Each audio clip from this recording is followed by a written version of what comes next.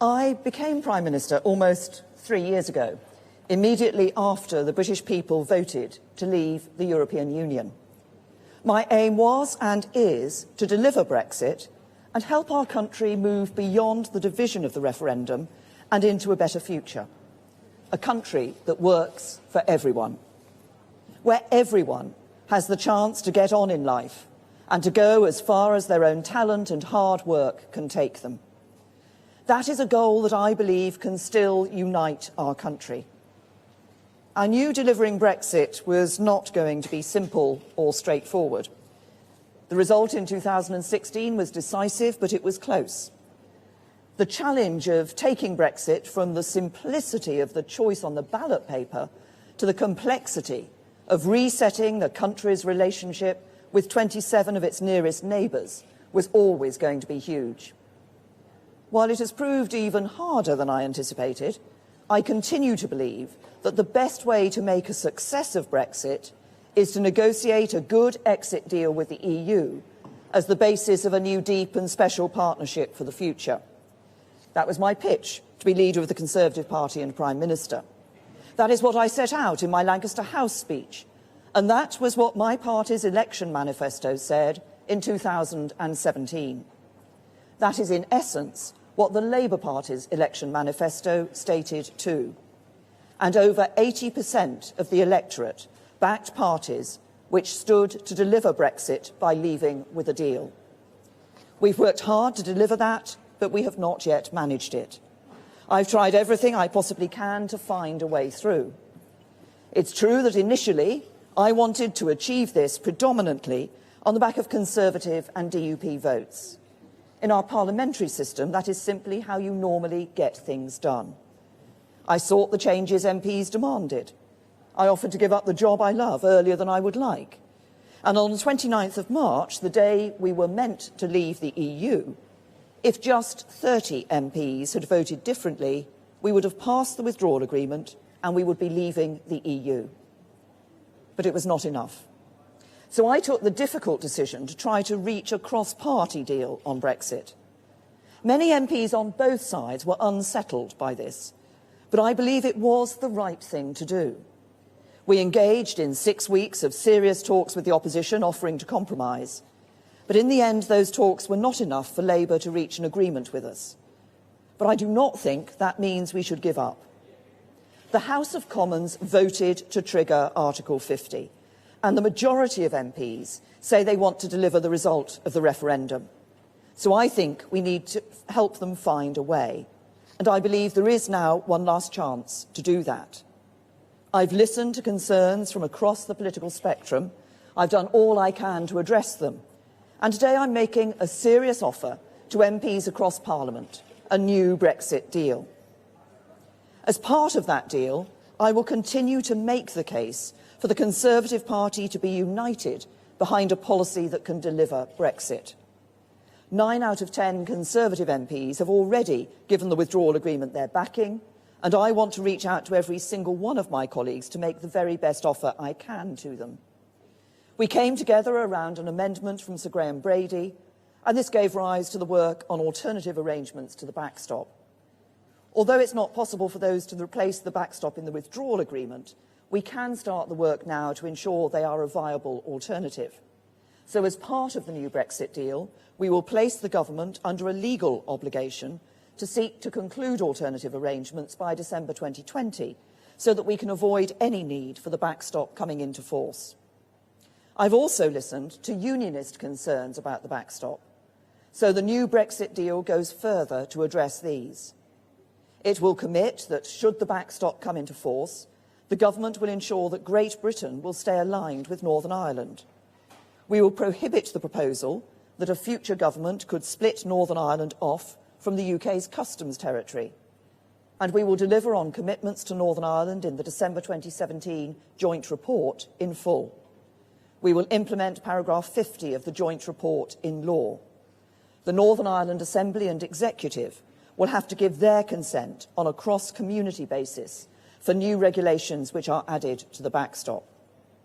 And we will work with our confidence and supply partners on how these commitments should be entrenched in law. This new Brexit deal contains significant further changes to protect the economic and constitutional integrity of the United Kingdom and deliver Brexit. It is a bespoke solution that answers the unique concerns of all parts of the community in Northern Ireland. But the reality is that after 3 attempts to secure parliamentary agreement, we will not leave the European Union unless we have a deal that can command wider cross-party support. And that is why I sat down with the opposition. I've been serious about listening to views across the House throughout this process. That's why when 2 Labour MPs, Lisa Nandy and Gareth Snell, put forward their proposals to give Parliament a bigger say in the next phase of the negotiations, I listened to them. So the new Brexit deal will set out in law that the House of Commons will approve the UK's objectives for the negotiations on our future relationship with the EU, and they will approve the treaties governing that relationship before the government signs them. And while the talks with the opposition did not reach a comprehensive agreement, we did make significant progress in a number of areas, like on workers' rights.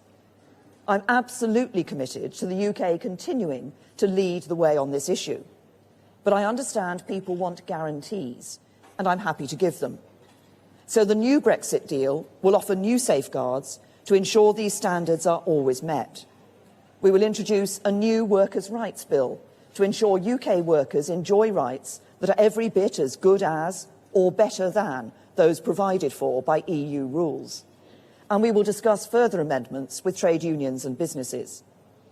The new Brexit deal will also guarantee there will be no change in the level of environmental protection when we leave the EU. And we will establish a new independent Office of Environmental Protection to uphold the highest environmental standards and enforce compliance. The new Brexit deal will also place a legal duty on the government to seek as close to frictionless trade with the EU in goods as possible, subject to being outside the single market and ending freedom of movement. In order to deliver this, the UK will maintain common rules with the EU for goods and agri-foods products that are relevant to checks at the border. This will be particularly important for our manufacturing firms and trade unions, protecting thousands of jobs that depend on just-in-time supply chains. The most difficult area is the question of customs.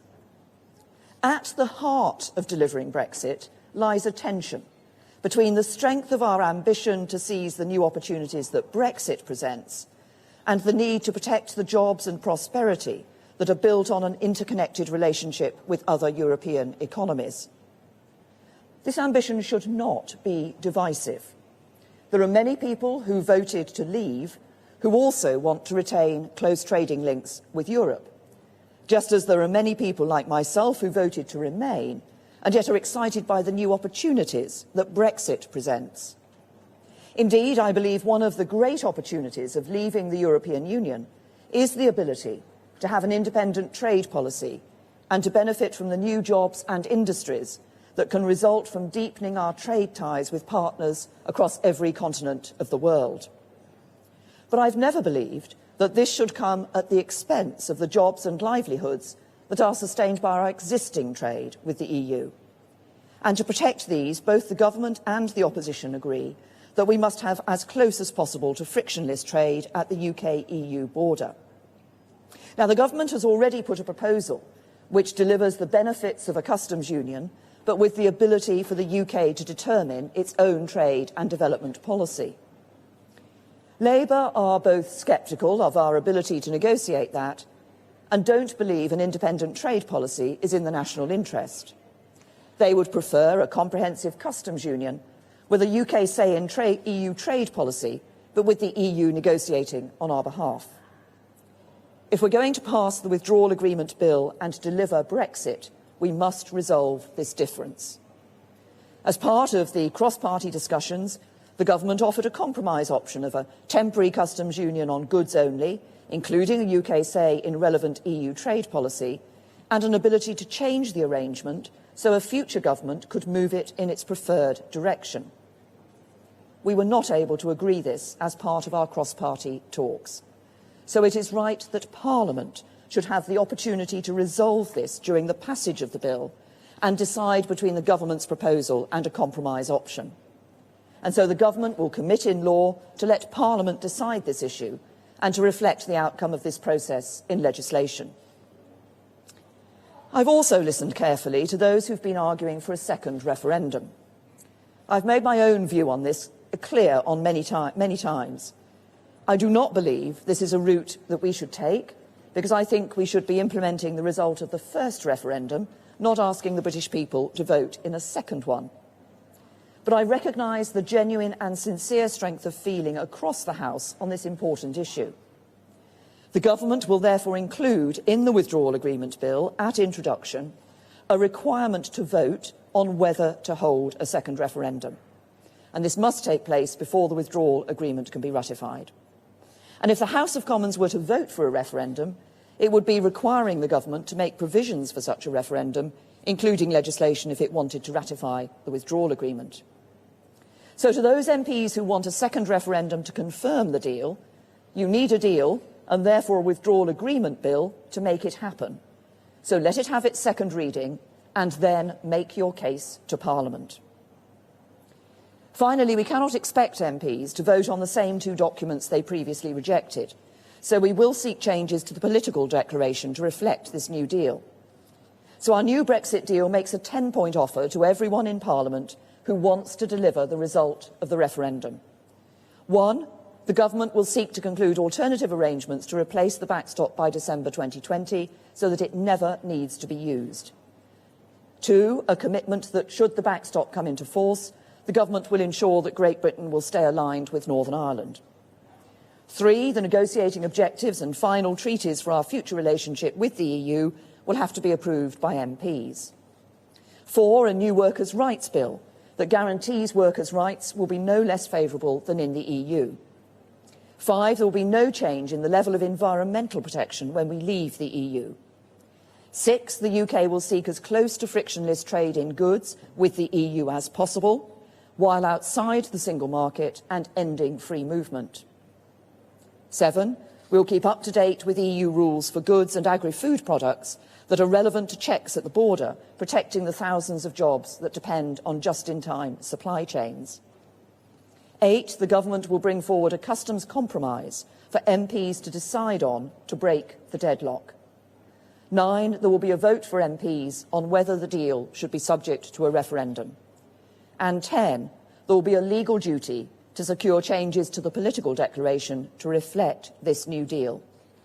All of these commitments will be guaranteed in law, so they will endure at least for this Parliament. The revised deal will deliver on the result of the referendum. And only by voting for the withdrawal agreement bill at second reading can MPs provide the vehicle Parliament needs to determine how we leave the EU. So if MPs vote against the second reading of this bill, they are voting to stop Brexit. If they do so, the consequences could hardly be greater. Reject this deal and leaving the EU with a negotiated deal anytime soon will be dead in the water. And what would we do then? Some suggest leaving without a deal. But whatever you think of that outcome, Parliament has been clear it will do all it can to stop it. If not no deal, then it would have to be a general election or a second referendum that could lead to revocation and no Brexit at all. Who believes that a general election at this moment, when we've still not yet delivered on what people instructed us to do, is in the national interest? I do not. And my views on second referendum are well known. Look at what this debate is doing to our politics. Extending it for months more, perhaps indefinitely, risks opening the door to a nightmare future of permanently polarised politics. Look around the world and consider the health of liberal democratic politics. And look across the United Kingdom and consider the impact of failing to deliver on the clear instruction of the British people in a lawful referendum. We do not have to take that path. Instead, we can deliver Brexit. All the changes I've set out today have the simple aim of building support in Parliament to do that.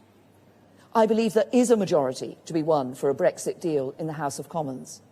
And by passing a deal, we can actually get Brexit done and move our country forwards.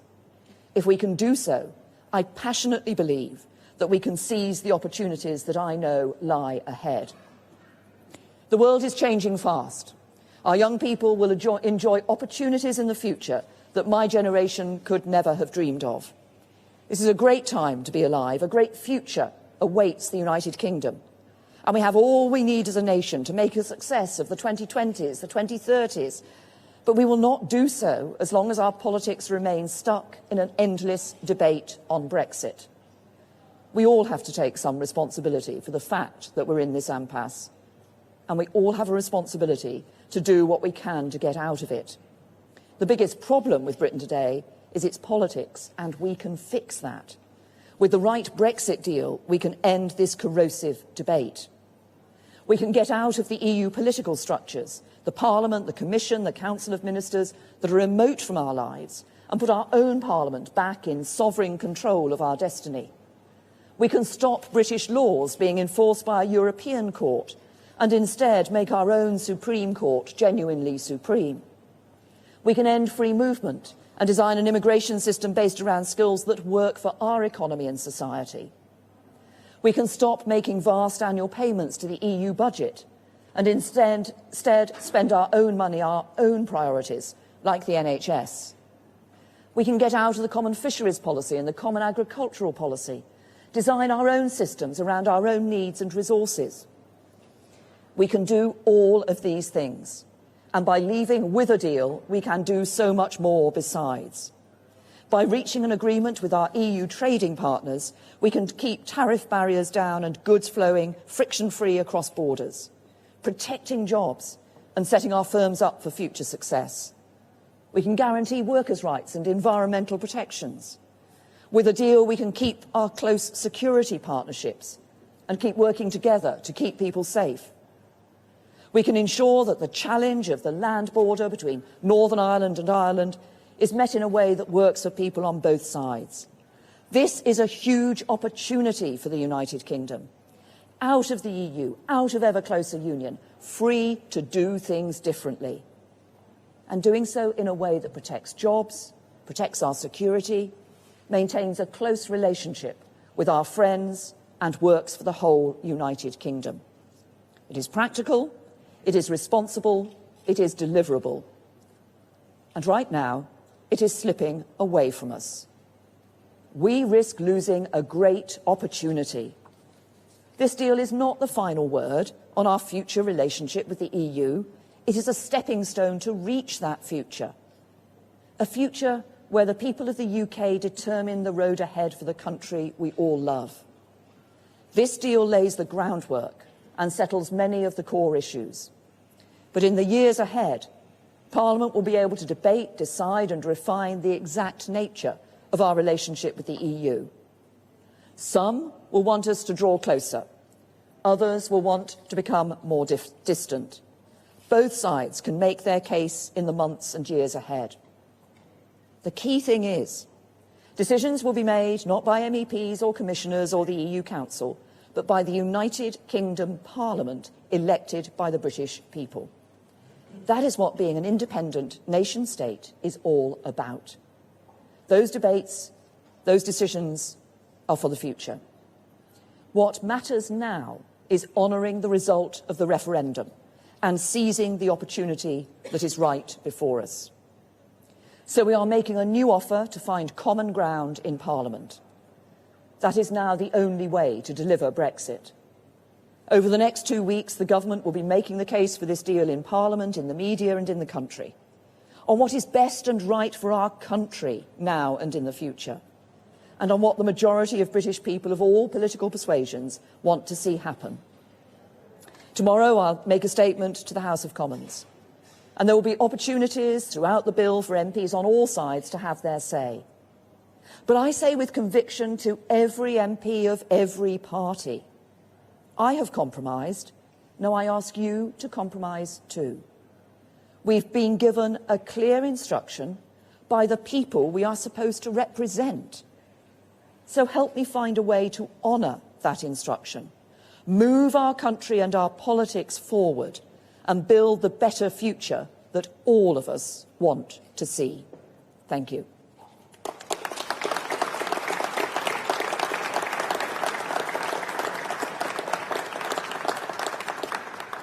Now, there's a little time for some questions from the media. Who's going? Laura?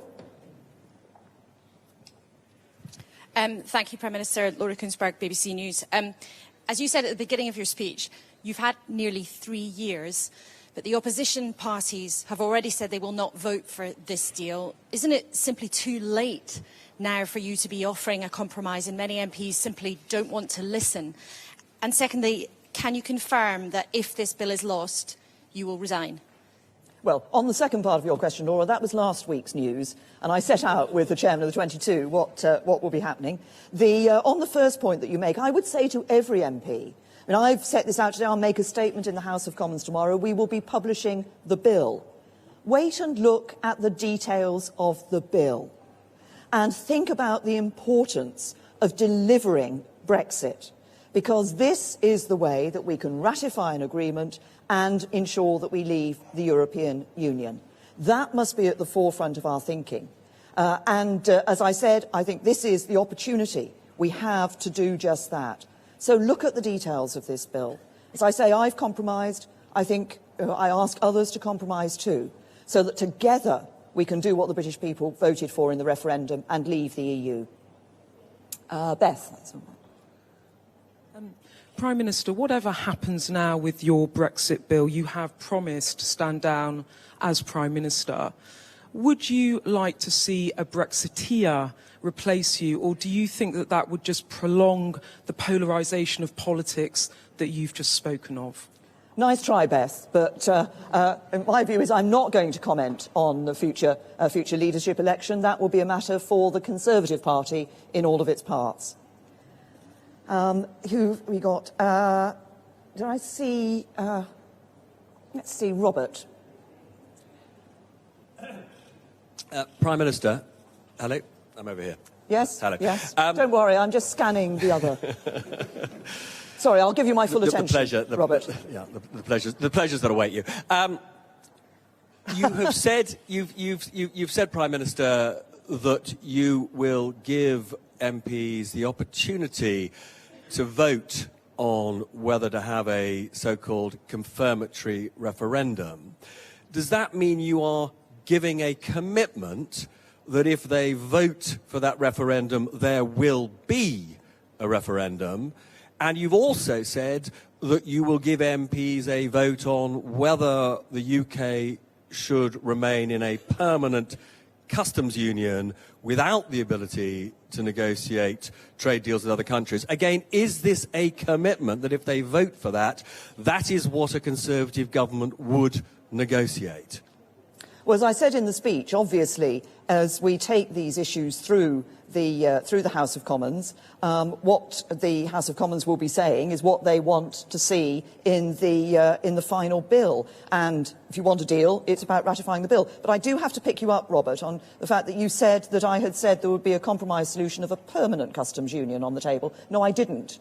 I said a temporary customs union, which would enable a future government to take the customs arrangement in whichever direction it wished to do so. Francis?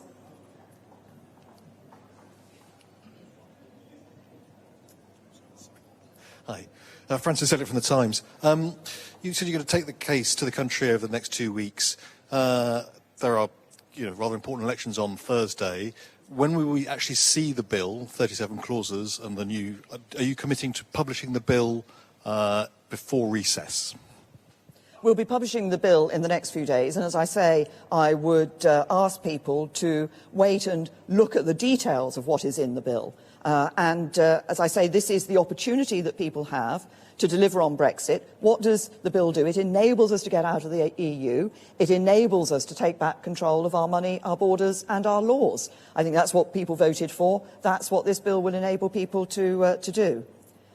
Pippa? Thank you. Pippa Carrera from The Mirror. Prime Minister, you came into number 10 promising to deliver Brexit and to put the issue of Europe to bed once and for all for the Conservative Party. How successful do you think you've been in doing that? Well, patently obviously, I've just said in my speech that I haven't yet delivered Brexit. This is about, what I'm doing today is about setting out what I believe is a new Brexit deal that can command a majority across the House of Commons and that can enable us to do just that. Because it's not just my responsibility to deliver Brexit. I believe it's the responsibility of the whole of the House of Commons to deliver Brexit. We gave the British people the choice in the referendum. The House of Commons, the government at the time said it would abide by the decision. The House of Commons voted to trigger Article 50. The House of Commons passed the initial Withdrawal Act that set the scene for us being able to withdraw when we had a deal, and the legislation would be new legislation would be necessary to put that deal into place.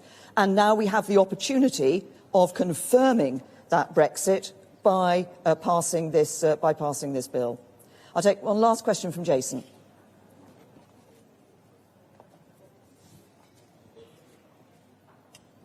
Thanks, Jason Groves from the Daily Mail. Some of your colleagues seem to be opposed to this, not because necessarily what's in it, but because it's you who's doing the asking. What do you say to those who now think it's your duty and in the national interest for you to step aside and let someone else have a go before this whole thing gets even worse? Well, on that issue of myself, as I said to Laura, you know the situation as was set out last week following my discussions with the chairman of the 22. But look, what I say is this isn't just about me. If it was just about me and how I'd voted, we'd already have left the European Union. Actually, this is about a responsibility across the whole of the House of Commons for us to come together and find a way of delivering on the instruction people gave us. People want us to leave the EU. We need to deliver that. This deal enables the House of Commons to do that, to come together, to support the Withdrawal Agreement Bill and ensure that we leave the European Union. Thank you.